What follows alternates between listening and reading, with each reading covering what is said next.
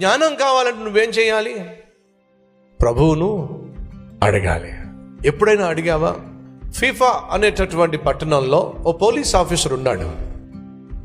అతనికి ఒక కేసు అప్పగించారు.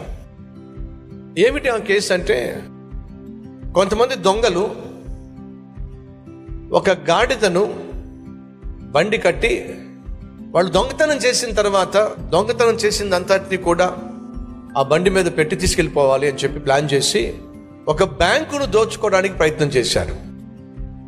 ఆ దోచుకునే ప్రక్రియలో వాళ్ళకి కావాల్సినటువంటి అన్నీ కూడా మూటలు కట్టుకున్నారు. ఈ లోపల పోలీసు వాళ్ళు వస్తున్నారని తెలిసి ఆ మూటలు పట్టుకుని వెళ్ళిపోయారు. ఇచ్చిన క్లూ అల్లా ఏమిటంటే ఆ గాడిదని విడిచిపెట్టి వెళ్ళిపోయారు. ఇప్పుడు గాడిదని అడుగుదామా? గాడిద ఎక్కడి నుంచి వచ్చారు వాళ్ళు? గాడిద చెప్తుందంటారా? చెప్పదే. ఈ పోలీస్ ఆఫీసర్కి ఆ బాధ్యతను అప్పగించారు. అన్ని విధాలా ప్రయత్నం చేశాడు, ఎంతో మందిని ప్రశ్నించాడు, కానీ జవాబు అయితే రావట్లేదు. వీళ్ళు ఎక్కడి నుంచి వచ్చారు, ఎక్కడుంటారు ఎవ్వడికి తెలియదు. తెలిసిందల్లా అక్కడ గాడిద ఉంది అంతే. ఆ గాడిద ఏం చేస్తండి? ఇది ఇప్పుడు అతని సవాలుగా కూడింది. ఎవరికి అప్పగించినా మా వల్ల కాదని చెప్పి చేతులు ఎత్తేశారు. ఇతనికి అప్పగించారు. ఇంటికి వెళ్ళాడు, ప్రార్థన చేశాడు. ప్రభా, ఇది ఒక ప్రత్యేకమైన కేసు అయ్యా. దొంగతనం చేసిన వాళ్ళు, బ్యాంకును దోచుకున్న వాళ్ళు ఎటువంటి క్లూ కూడా ఇవ్వకుండా దోచుకుని వెళ్ళిపోయారు.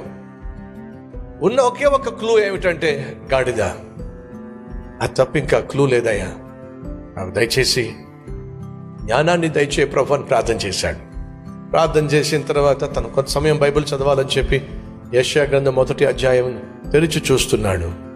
3వ వచనము, ఎద్దు తన కామాందు నెరుగును, గాడిద సొంత వాని దొడ్డి తెలిసి కొనును. అరే, నాకున్న క్లూ ఏమిటి? గాడిద. బైబిల్ ఏముంది? గాడిద సొంత వాని దొడ్డి తెలుసుకొనెను. జవాబు వచ్చేసిందండి. ఒక్క గాడిదకే తెలుసు తన ఉండేటటువంటి నివాసం ఏమిటో. ఏం చేశాడో తెలుసా మీకు? ఆ గాడిదకు 4 రోజులు భోజనం పెట్టల, మార్చి పడేశాడు. 4 రోజులు భోజనం పెట్టకుండా మార్చేసి ఆ గాడిద తాడు తీసేశాడు. ఎప్పుడైతే గాడిద తాడు తీశాడో అదేం చేసింది?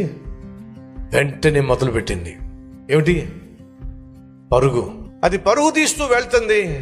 ఈ పోలీస్ ఆఫీసర్ ఏమో మఫ్టీలో తంతుబాటు నలుగును తీసుకుని దూరం నుంచి వెళుతున్న గాడిదను జాగ్రత్తగా వెంబడిస్తా అది ముందుకెళ్ళింది, కుడికెళ్ళింది, ఎడంకెళ్ళింది, ఊరు బయటకు వెళ్ళింది, అరణ్యంలోకి వెళ్ళింది, అడవిలోకి వెళ్ళింది.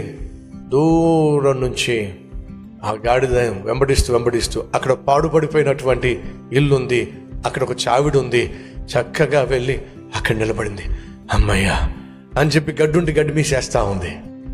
వీళ్ళు అదే గాడిద కూడా వెళ్ళారు. అక్కడ పాడుపడిన ఇల్లును చుట్టూ ముట్టేశారు. లోపలికి వెళ్తే పంచుకుంటున్నారు. పాపం వీళ్ళు ఏం చేస్తున్నారు? దోచుకుందాన్ని పంచుకుంటున్నారు. సహోదరి సహోదరులు, తన ఉద్యోగంలో సవాలు వచ్చినప్పుడు తాను చేసింది ఏంటో తెలుసా? ప్రభువుకు ప్రార్థన చేశాడు. ఆ ప్రార్థన చేసి, ప్రభువా నాకు జ్ఞానం కావాలి అని అడిగినప్పుడు దేవుడు వాక్యం ద్వారానే మాట్లాడాడు. ఎద్దు తన కామాందును ఎరుగును, గాడిద తన సొంత దొడ్డిని తెలుసుకొనెను. కరెక్టే కదా. యజమానిని తెలుసుకున్నది, తను ఎక్కడుంటుందో తెలిసింది గాడిదకే కదా. అదే కదా మనకు మార్గం చూపించగలిగింది. ఈ జ్ఞానం ఎక్కడి నుంచి వచ్చింది చెప్పండి? ఇది చదవటం ద్వారా వచ్చింది. సహోదరి సహోదరులు, దేవుడు మనిషికి కావలసిన సమృద్ధి అయినటువంటి జ్ఞానాన్ని ఇదిగో ఈ బైబిల్లో దాచిపెట్టాడు. ఈ బైబిల్ను ధ్యానించినప్పుడు, ఈ బైబిల్ని నువ్వు చదివినప్పుడు అద్భుతమైనటువంటి జ్ఞానాన్ని, అనంతమైనటువంటి జ్ఞానాన్ని నువ్వు పొందుకుంటావు అనే విషయం మర్చిపోవద్దు. ఒక ఆత్మీయుడు ఒకరోజు నిర్గమాకాండము చదువుతున్నాడు. 2వ అధ్యాయము 1 నుంచి 3 వచనాలు. లేవి వంశస్థుడు వెళ్ళి లేవి కుమార్తెను వివాహం చేసుకొనెను. ఆ స్త్రీ గర్భవతి కుమారుని కనివాడు సుందరుడై ఉండుట చూచి 3 నెలలు వానిని దాచెను. తరువాత ఆమె వానిని దాచలేక వాని కొరకు ఒక జమ్ము పెట్టి తీసుకొని దానికి జిగట మన్నును కీలును పూసి అందులో ఆ పిల్లవాడిని పెట్టి ఏటి ఒడ్డున జమ్ములో దానిని ఉంచగా. ఈ వాక్యం చదువుతున్న వ్యక్తి ఒక వ్యాపారవేత్త. తన వ్యాపారంలో లాభం కావాలి అని ఆశిస్తూ శతవిధాల ప్రయత్నం చేస్తూ ఉన్నాడు. ఏమిటి అతని వ్యాపారం అంటే ఆయిల్ కంపెనీ. ఏ company? Oil company. Standard Oil Company. కావాలంటే ఇంటర్నెట్లోకి వెళ్ళి చూసుకోండి, మీకు కనిపిస్తుంది. ఇప్పటిది కాదు, సుమారు 100 సంవత్సరాల క్రితం. అతడు వాక్యాన్ని ధ్యానిస్తూ ప్రార్థన చేస్తూ, ప్రభువా ఆ వ్యాపారాన్ని ఆశీర్వదించాయా, సమృద్ధిగా ఆయిల్ ఎక్కడ దొరుకుతుందో నాకు తెలియచే ప్రభువా, దయచేసి నాకు జ్ఞానం ఇవి ప్రభువా అని ప్రార్థన చేస్తూ ఉన్నప్పుడు, తను చదువుతున్నప్పుడు ఈ వాక్యం అతని కళ్ళెత్తుట పడింది. ప్రార్థన చేస్తూ బైబిల్ చదువుతున్నప్పుడు ఏముంది ఇక్కడ? ఆమె ఒక జమ్ము పెట్టి తీసుకొని దానికి జిగట మన్నును కీలును పూసి. కీలు అంటే తారు. సాధారణంగా మన గ్రామాల్లో పాత్రలకు రంధ్రం పడింది అనుకోండి, వాళ్ళు ఆ రోజులు ఏం చేసేవారు? తారు పూసేవాళ్ళు. జ్ఞాపకందా మీకు? తారు ఎక్కడి నుంచి వస్తుందో తెలుసా? ఆయిల్ నుంచి వస్తుంది. ఈ వాక్యం చదివినప్పుడు ఆ ఆత్మీయుడికి ప్రశ్న వచ్చింది. కీలు, ఐగుప్తు దేశంలో కీలు. ఆశ్చర్యంగా ఉంది. వెంటనే తన కంపెనీలో చార్ల్స్ విట్షాట్ అనేటువంటి జియాలజిస్ట్ని పిలిపించి, ఇమీడియట్గా ఐగుప్తుకు వెళ్ళాలి, ఐగుప్తులో ఆయిల్ దొరుకుతుంది. నీకెలా తెలుసు? నేను బైబిల్ చదివినప్పుడు నాకు అర్థమైంది. ఐగుప్తులో మోషే ఉన్న కాలంలో వాళ్ళమ్మ కీలు పోసినట్టుగా బైబిల్లో ఉంది. అక్కడ కీలు ఉంది అంటే, తారు ఉంది అంటే ఖచ్చితంగా ఆయిల్ దొరుకుతుంది, వెళ్ళి ఇన్వెస్టిగేట్ చేయి అని పంపిస్తే, అతడు చదివిన బైబిల్ గ్రంథం వాస్తవం అండి.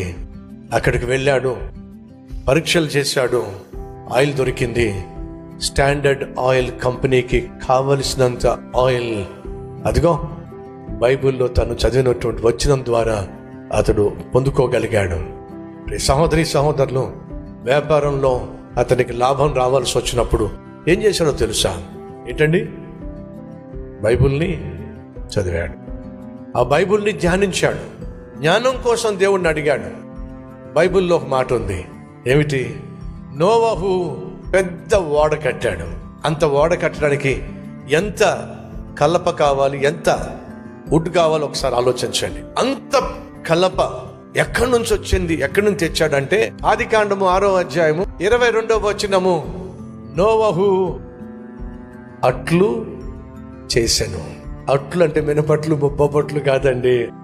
నోవహు అట్లు చేసెను అని అంటే, తర్వాత చూడండి ఏముందో, దేవుడు అతనికి ఆజ్ఞాపించిన ప్రకారము యావత్తు చేసెను. అట్లు చేసినంటే మినపట్లు కాదండి. ఒకవేళ మీరు ఎవరైనా బైబిల్ చదువుతున్నప్పుడు మన దైవజనులు చెప్పారు పెట్రోల్ అక్కడ దొరుకుతుందని చెప్పి, గాడిద దొంగలను పట్టించింది, నాకేమో నోవహు అట్లు చేసెను. కాబట్టి ఉద్యోగం మానేసి ఏం చేయాలి? చేయకండి. వాక్యాన్ని ఎలా పడితే అలా తీసుకోకండి. రే సహోదరి సహోదరులు, ఈరోజు వాస్తవంగా నీకు నాకు మనకు కావాల్సింది చెప్పండి. ఎడు చెప్పండి? జ్ఞానం. సొలొమోను అడిగింది ఏంటో చెప్పండి? జ్ఞానం. దేవుడిచ్చింది ఏంటో చెప్పండి? మహాజ్ఞానం. ఆ మహాజ్ఞానం వల్ల సొలొమోను పొందుకుంటేటో చెప్పండి? 40 సంవత్సరాలు యుద్ధము అనే మాట లేదండి. నువ్వు ఏ స్థానంలో ఉన్నావో ఆ స్థానంలో అనేక మందికి ఆదర్శంగా జీవించడానికి జ్ఞానము కావాలి. అడుగుదామా జ్ఞానాన్ని?